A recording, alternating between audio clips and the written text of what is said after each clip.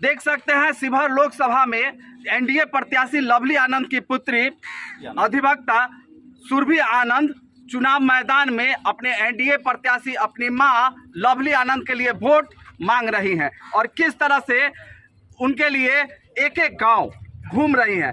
तमाम मुद्दे पे उनसे हम बात करेंगे। बहुत बहुत स्वागत है। क्या लगता है इस बार आप तो चुनाव में घूम रही हैं और किस तरह का रुझान लोगों का आ रहा है? देखिए, हम हर जगह घूम रहे हैं और यहाँ पे कोई भी टक्कर में नहीं है। हम जहाँ जा रहे हैं हमें प्यार मिल रहा है। बहुत सारे लोग ने यहाँ पे मुझे गोद में खिलाया हुआ है जब मैं बचपन में यहाँ आती थी।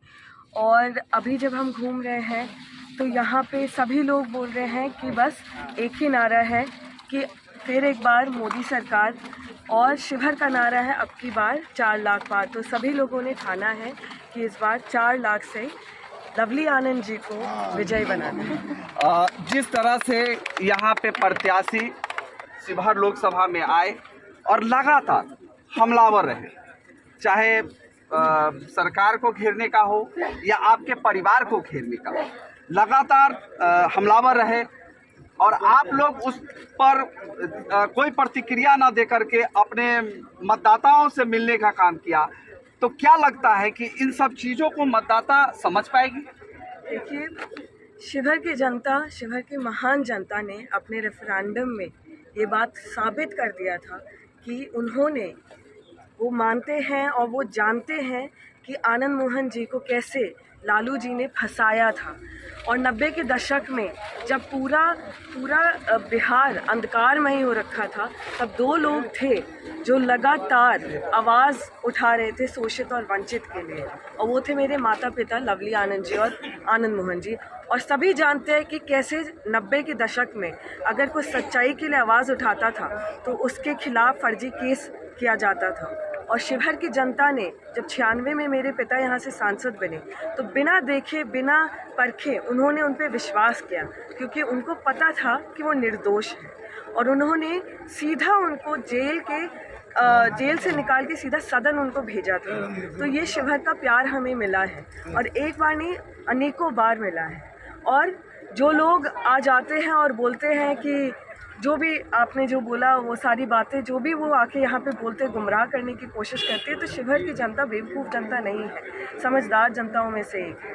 और वो सब, उनको मैं ये बताना चाहूँगी कि आप अगर बोलते हैं अपराधी हैं, ये है वो है, तो पहली बात आप जो माननीय हमारा जो ऑनरेबल सुप्रीम कोर्ट है उनका अनादर कर रहे हैं, क्योंकि सुप्रीम कोर्ट ने साफ साफ अक्षरों में लिखा है कि उन पे भड़काऊ भाषण का आरोप था। मैं खुद एक अधिवक्ता हूँ सुप्रीम कोर्ट की, तो मैं बता रही हूँ कि जो उन्होंने साफ साफ अक्षरों में लिखा है कि उन पे भड़काऊ भाषण का आरोप था।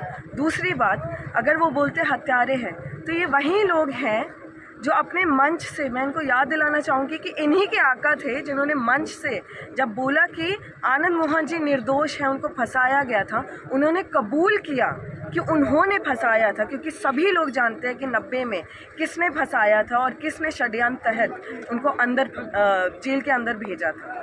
तो ये गुमराह करने वाली बात है। हमें जब हम घूमते हैं तो ये किसी को बताने की ज़रूरत नहीं पड़ती है, क्योंकि सभी लोग जानते हैं शिवहर में, शिवहर क्या पूरा बिहार के बच्चा जानता है कि क्या हुआ था क्या नहीं हुआ था। तो आज लोग अगर अपना पॉलिटिकल स्वार्थ उसमें से निकालने की कोशिश करूँगी तो मैं बोलूँगी कि ऑल द बेस्ट, पर ये होगा नहीं, क्योंकि शिवहर की जनता जानती है, बिहार की जनता जानती है और भारत की जनता जानती है। लवली आनंद जिंदाबाद, जिंदाबाद, जिंदाबाद, जिंदाबाद, जिंदाबाद।